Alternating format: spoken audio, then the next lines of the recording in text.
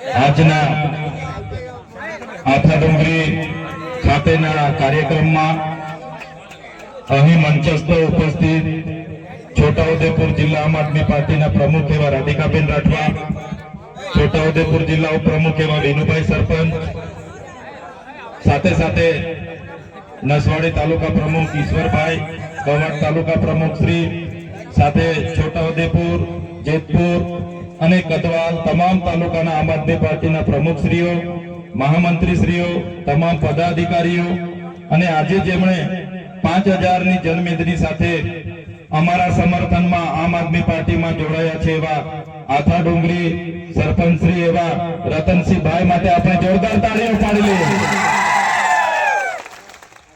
સાથે સાથે ઘણા વર્ષોથી રાજનીતિમાં છે, જેઓ 3 વખત વિધાનસભા પણ લડ્યા છે અને પૂર્વ સરપંચ ડુંગરીના આપણા ભંગ્યાભાઈ રાઠવા પણ 3000 કાર્યકરો સાથે આપણી સાથે જોડાયા છે, જોરદાર તાળીઓથી વધાવી લે।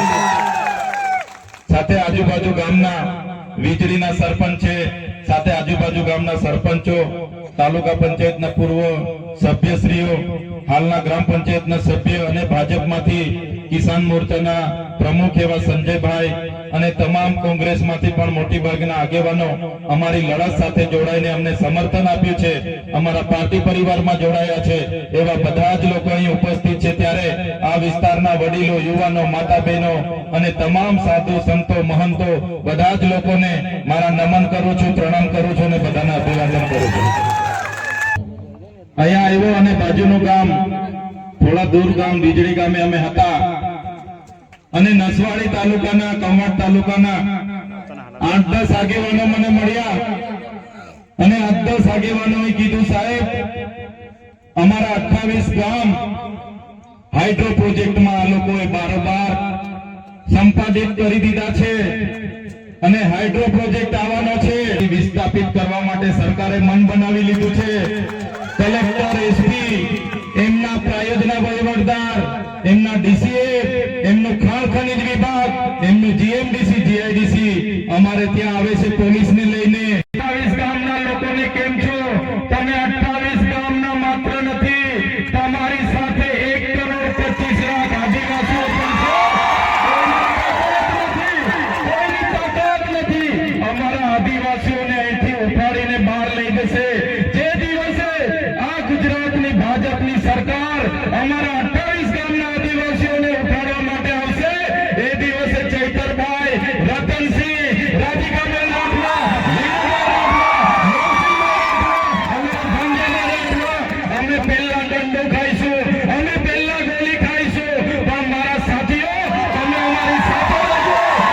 ભારતીય જનતા પાર્ટીની સરકારને ઉખાડીને ફેંકી દઈશું। અહીંયા ડેમો આવ્યો ત્યારે અમારા લોકોને વિસ્થાપિત કરી દીધા તમે। અહીંયા કોરિડોર આવે નામે જમીનો લઈ લીધી, હવે તમે અમારા ગામોને હાઇડ્રોજન પ્રોજેક્ટના નામે ઉઠાવવાની વાત કરો। એ ભૂપેન્દ્રભાઈ પટેલ હોય, હર્ષભાઈ સંઘવી હોય, એમને આ પવિત્ર ધરતી પરથી ચેલેન્જ કરું છું, અમારા 28 ગામના લોકોને હાથ લગાડી દો।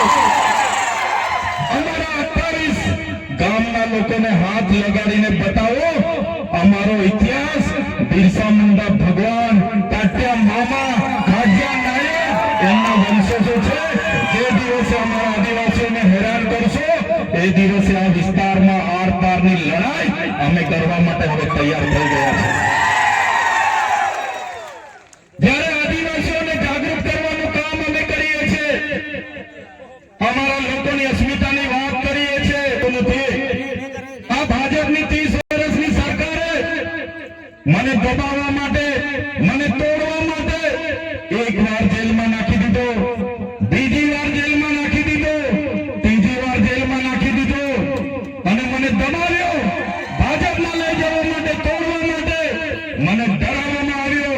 પણ ભૂપેન્દ્રભાઈ પટેલ, એ હર્ષભાઈ સંઘવીને પણ કહેવા માંગુ છું, આ ચૈતરભાઈ વસાવા આદિવાસીનો દીકરો છે, આદિવાસીનો દીકરો છે, તે ડરવાનો નથી। करारा जवाब मिलेगा, करारा जवाब, समय आवश्यक करारा जवाब આપીશું અમે। આમાં 30 તારીખે કેવડિયામાં દેશના વડાપ્રધાન મોદીજી આવ્યા, 31 તારીખે મોદીજીને એકતા પરેડનો કાર્યક્રમ હતો અને આ લોકો 15 તારીખે ડેડિયાપાડામાં નરેન્દ્રભાઈ મોદીજીને ફરી ચૈતરભાઈ વસાવાની લડતને દબાવવા માટે લઈને આવે છે. લઈને આવે એનો મને જરાય વાંધો નથી. અમે વડાપ્રધાન શ્રીને મારી ધરતી પર આવકારીએ છીએ, પણ જે પ્રકારે એ લોકો અમને દબાવે છે કે તમારે 15 તારીખે વડાપ્રધાન સાથે વડાપ્રધાનના હસ્તે ભાજપમાં જોડાવાનું છે અને એ લોકોએ કીધું કે અમારું ટાર્ગેટ છે તમને 15 તારીખે વડાપ્રધાનના હસ્તે જોડી દઈશું, નહીં તો જેલ જવું પડશે. ત્યારે ભાજપના નેતાઓને કહેવા માંગુ છું, તમે 15 તારીખે અમને જોડવાની વાત તો દૂર, તાલુકા જિલ્લા પંચાયતની ચૂંટણી આવતા હતા તમારા 1 લાખ કાર્યકરોને હું આમ આદમી પાર્ટીમાં જોડી દઈશ. પબ્લિક ભેગી કરવા માટે ડેડિયાપાડા, સાગબારા, વાલિયા, ઝઘડિયા, નેત્રંગ, નાંદોદ ગામડે ગામડે જાય છે. આ લોકો કહે છે તમારા ચૈતરભાઈ મોદી સાહેબના હસ્તે 15 તારીખે જોડાવાના છે, બધા આવી જજો, બધા જોવા આવજો. ત્યારે હું એમને કહેવા માંગુ છું, ચૈતરભાઈ ભાજપમાં જોડાવાના નથી, ચૈતરભાઈ ભાજપને તોડવાના છે, તોડવાના છે. સાથીઓ, મને સામાન્ય બાબતમાં જેલમાં નાખી દીધો. આદિવાસીનો દીકરો છું એટલે ભૂપેન્દ્ર પટેલને નથી ગમતું, હરસંઘવીને નથી ગમતું. આદિવાસીઓ માટે કેમ બોલે છે, આદિવાસીઓની મીટિંગો છોટાઉદેપુરમાં કેમ કરે, એને જેલમાં નાખો. એક સામાન્ય બાબતમાં મને જેલમાં નાખી દીધો. 80 દિવસ રાખવામાં આવ્યો, અંધારી કોટડીમાં રાખવામાં આવ્યો, ડરાવવામાં આવ્યો, ધમકાવવામાં આવ્યો અને કહેવામાં આવ્યું કે તમને 2 વર્ષ સુધી રાખીશું, 3 વર્ષ સુધી રાખીશું, જ્યાં સુધી તમે અમારી સાથે આવા નહીં માનો ત્યાં સુધી રાખીશું. પણ આ ચૈતરભાઈ તમારો દીકરો એમનાથી ડર્યો નથી અને તમારી બધાના આશીર્વાદથી, તમારા બધાના સહકારથી, તમારા બધાની પ્રાર્થનાથી, ઉપરવાળાની દયાથી, કુદરતની મહેરબાનીથી આ ચૈતરભાઈ વસાવા આજે છૂટીને તમારી વચ્ચે આવીને ઉભો છે. તમારા બધાનો હું ખૂબ ખૂબ આભાર માનું છું. ત્યારે સાથે હું નાનો માણસ છું, અવારનવાર ભાજપમાં લઈ જવા માટે દબાણો કરે, ભાજપના ના જઈએ એટલે જેલ કરાવે, ખોટા કેસ કરે, પરિવારને જેલમાં નાખે, અમને હેરાન કરે. પણ જ્યાં સુધી મારી માતાઓના આશીર્વાદ મારા પર છે, જ્યાં સુધી મારા વડીલોના આશીર્વાદ છે, ત્યાં સુધી ભાજપની પોલીસમાં તાકાત નથી કે આ ચૈતરભાઈ વસાવાને દબાવી શકે. આ અમારી જનતાનો પ્રેમ છે. જ્યાં સુધી તમે અમારી સાથે છો ત્યાં સુધી ભાજપ અમને ટચ પણ નથી કરવાની. 1 વાર જેલ કરાવશે, 2 વાર જેલ કરાવશે, 3 વાર જેલ કરાવશે.